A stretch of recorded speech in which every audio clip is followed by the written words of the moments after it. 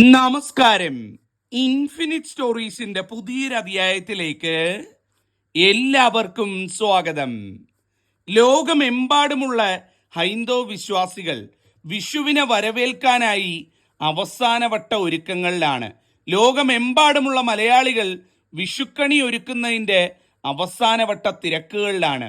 ഈ ഒരു സമയത്ത് എല്ലാവരും അറിഞ്ഞിരിക്കേണ്ട ഒരു കാര്യമാണ്, എപ്പോഴാണ് വിഷുക്കണി കാണാൻ ഏറ്റവും ഉത്തമമായ സമയം.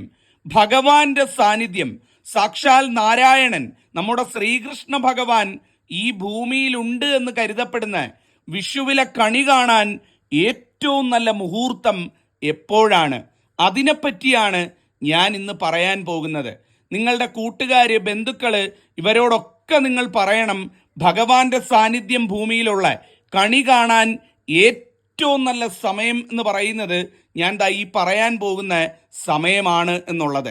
അതായത് വെളുപ്പാങ്കാലം 3:21 തിങ്കളാഴ്ച വെളുപ്പിനെ 3:21 മേട വിഷു സംക്രമണം നടക്കാൻ പോകുന്നത്.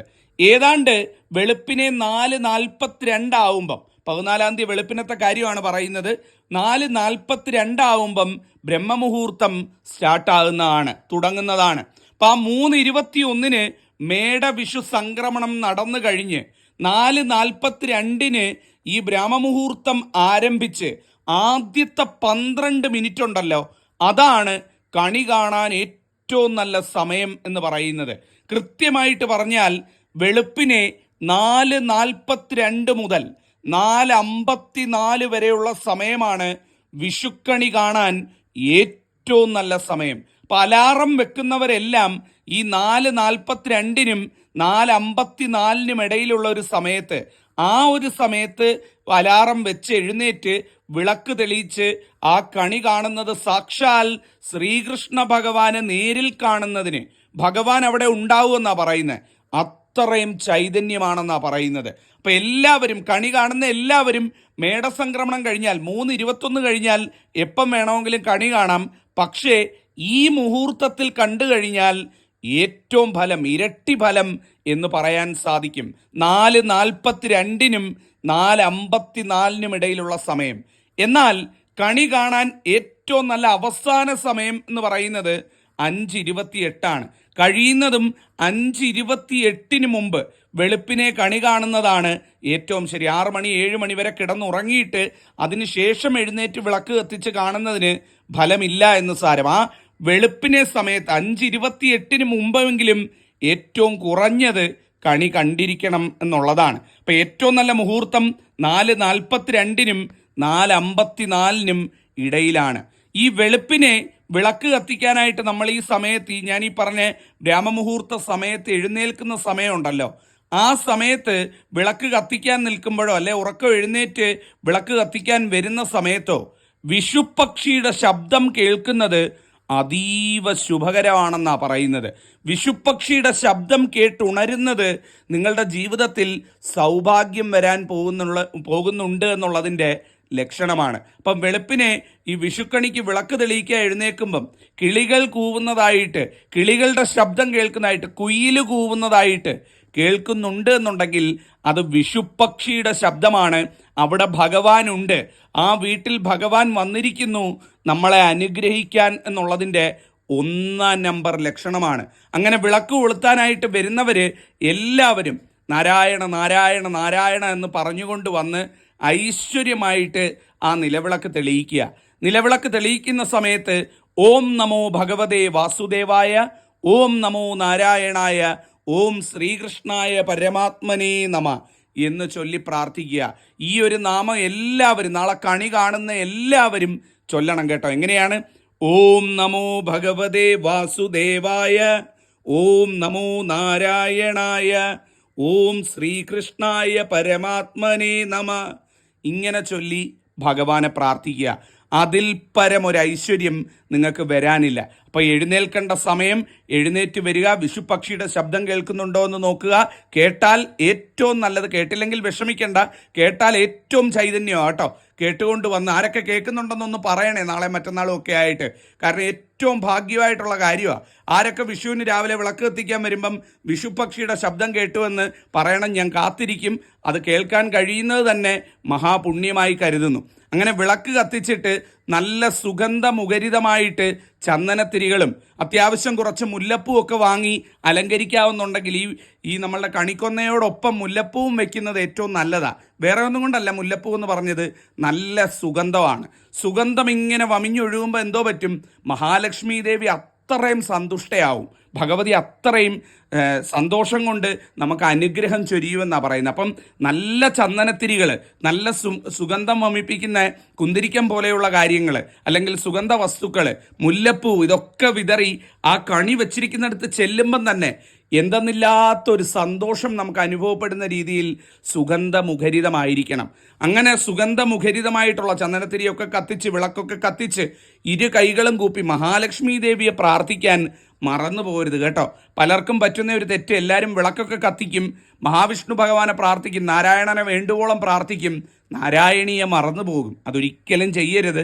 ഭഗവാനോടൊപ്പം ഭഗവതിയും ചേർന്നാണ് വരുന്നത്. അപ്പോൾ ആ ഭഗവതിയെ കൂടെ പ്രാർത്ഥിക്കണം, അമ്മയെ കൂടെ പ്രാർത്ഥിക്കണം. അമ്മ മഹാമായ സർവശക്ത മഹാലക്ഷ്മി ദേവിയെ പ്രാർത്ഥിക്കണം. എങ്ങനെയാണ്? ഓം മഹാദേവ്യേ ച വിദ്മഹേ വിഷ്ണുപത്നി ച ധീമഹി തന്നോ ലക്ഷ്മി പ്രചോദയാ എന്ന് മഹാലക്ഷ്മി ദേവിയെ പ്രാർത്ഥിക്കും. ഒരിക്കൽ കൂടി പറയാം. ഓം മഹാദേവ്യേ ച വിദ്മഹേ വിഷ്ണുപത്നി ച ധീമഹി തന്നോ ലക്ഷ്മി പ്രചോദയാത് എന്ന് മഹാലക്ഷ്മി ദേവിയും കൂടെ പ്രാർത്ഥിച്ച് വിളക്ക് തൊഴുത് വീട്ടിലുള്ള ഓരോ അംഗങ്ങളെയായിട്ട് വിളിച്ചുകൊണ്ട് വന്ന് കണി കാണിക്കുക. വിളിച്ചുകൊണ്ട് വരുന്ന സമയത്ത് അവർക്കും ഈ കാര്യങ്ങളൊക്കെ പറഞ്ഞു കൊടുക്കുക, തലേന്നേ പറഞ്ഞു കൊടുക്കുക. നാരായണ നാരായണ ചൊല്ലിക്കൊണ്ട് വരിക. രാവിലെ വന്ന് ഓം നമോ ഭഗവതേ വാസുദേവായ, ഓം നമോ നാരായണായ, ഓം ശ്രീകൃഷ്ണായ പരമാത്മനെ നമ ചൊല്ലി പ്രാർത്ഥിക്കുക.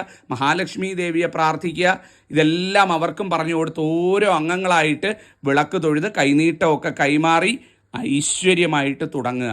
അതുപോലെ സ്ത്രീകൾ അടുക്കളയിൽ കയറാൻ പോകുന്നതിന് മുമ്പ് നാരായണൻ ഭഗവാൻ മഹാവിഷ്ണുവിനെ ഓം നമോ നാരായണായ ചൊല്ലി പ്രാർത്ഥിക്കുക. വീട്ടിൽ അടുപ്പിൽ ആഹാരം പാചകം ചെയ്യാനായിട്ടല്ലേ, ചായ ഇടാനൊക്കെ വെക്കുന്നതിന് മുമ്പ് മഹാലക്ഷ്മി ദേവിയെ ഓം ശ്രീ മഹാലക്ഷ്മിയെ നമ എന്ന് മഹാലക്ഷ്മി ദേവിയെ പ്രാർത്ഥിക്കുക.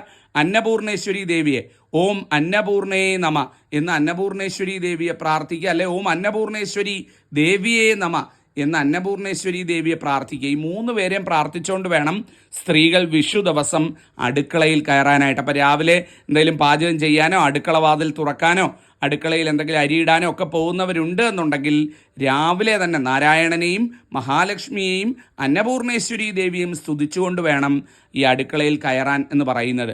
അതുപോലെ വിഷു ദിവസം നമുക്ക് ചെയ്യാൻ പറ്റുന്ന ഏറ്റവും നല്ല കാര്യമാണ് നമ്മുടെ വീട്ടിൽ വരുന്ന പക്ഷികൾക്ക് നമുക്ക് ധാന്യവും ജലവും നൽകുക എന്ന് പറയുന്നത്. ഒരു ചെറിയ ചിരട്ടയിലോ പാത്രത്തിലോ കുറച്ച് ധാന്യം, അരിയോ അല്ലെങ്കിൽ എന്തെങ്കിലും ധാന്യങ്ങളോ പയറുവകകളോ ഒക്കെ ഇട്ടിട്ട് ഒരു പാത്രത്തിൽ ജലവും വെച്ച്, അല്ലെങ്കിൽ ഒരു ചിരട്ടയിൽ ജലവും വെച്ചിട്ട് നമ്മുടെ വീടിൻ്റെ തെക്ക് കിഴക്കേ ഭാഗത്തോ തെക്ക് ഭാഗത്തോ പടിഞ്ഞാറ് ഭാഗത്തോ എവിടെയാണ് സ്ഥലമുള്ളത് അവിടെ കൊണ്ടുപോയി ഇത് ഈ പക്ഷികൾക്ക് സമർപ്പിക്കുക. അത് പക്ഷികൾ വന്ന് സ്വീകരിക്കുന്നത്, പക്ഷികൾ വന്ന് കഴിച്ചിട്ട് സന്തോഷമായിട്ട് പോകുന്നത് നമുക്ക് ഈശ്വരപ്രീതി കൊണ്ടുവരുമെന്നാണ് പറയുന്നത്. ഒരു വിഷു ദിവസം നമുക്ക് ചെയ്യാൻ പറ്റുന്ന ഏറ്റവും നല്ല കാര്യമാണ് പക്ഷികൾക്ക് ഇത്തരത്തിൽ ധാന്യവും ജലവും നൽകുന്നത്. അപ്പം എല്ലാവരും ആ ഒരു കാര്യവും കൂടെ ചെയ്യുക. അതുപോലെ എല്ലാവരുടെയും വീട്ടിൻ്റെ മുമ്പിൽ തുളസി നിൽപ്പുണ്ടാവുമെന്ന് കരുതുന്നു. എല്ലാ വീട്ടിൻ്റെ മുമ്പിൽ തുളസി ഉണ്ടാവുമല്ലോ. ആ തുളസിത്തറയിൽ രാവിലെ കണിയെല്ലാം കണ്ടു കഴിഞ്ഞ് വീടിൻ്റെ പ്രധാന വാതിൽ നല്ല മലർക്ക തുറന്നിട്ട് നല്ല മനോഹരമായിട്ട് വീടിൻ്റെ മുമ്പിലേക്ക് ഇറങ്ങി ആ തുളസിത്തറയിൽ ഒരു മൊന്ത ജലം തുളസിക്ക് ഒഴിക്കുക. ഒഴിച്ചിട്ട് തുളസി ദേവിയെ ഒന്ന് വലം വെച്ച് പ്രാർത്ഥിച്ച് നാരായണനെ ഒന്ന് പ്രാർത്ഥിച്ച് പ്രസീത തുളസീ ദേവി പ്രസീത ഹരിവല്ലഭേ ക്ഷീരോദമദനോദ്ഭുതേ തുളസീത്വ നമാമ്യഹം എന്ന് പ്രാർത്ഥിച്ചുകൊണ്ട് തുളസീദേവിയെ ഒന്ന് തൊഴുത് ഒന്ന് മനോഹരമായിട്ട് പ്രാർത്ഥിച്ച് വരിക. ഏറ്റവും ഐശ്വര്യം രാവിലെ തുളസിത്തറയിൽ ഒരു മൊന്ത ജലം വിഷുപ്പുലരിയിൽ രാവിലെ തുളസിക്ക് ഒഴിക്കുന്നത്, അതിൽപ്പരം ഒരു ഐശ്വര്യം വേറെ കിട്ടാനില്ല. അതുപോലെ കിഴക്കോട്ട് നോക്കി നിന്നുകൊണ്ട് സൂര്യഭഗവാനെ ദർശിച്ചുകൊണ്ട് ഇരു കൈകളും കൂപ്പി ഓം ആദിത്യായ നമ എന്നുകൂടി ഈ ഒരു ദിവസം ഈ ഒരു വിഷുപ്പുലരിയിൽ ആദിത്യ ഭഗവാനെ കൂടി എല്ലാവരും മറക്കാതെ പ്രാർത്ഥിക്കണം കേട്ടോ. അപ്പം ഇത്രയും കാര്യങ്ങൾ ചെയ്യൂ. അതോടൊപ്പം നിങ്ങളുടെ ക്ഷേത്രത്തിൽ പോക്കും മറ്റ് പ്രാർത്ഥനകളും കാര്യങ്ങളും എല്ലാം നടക്കട്ടെ.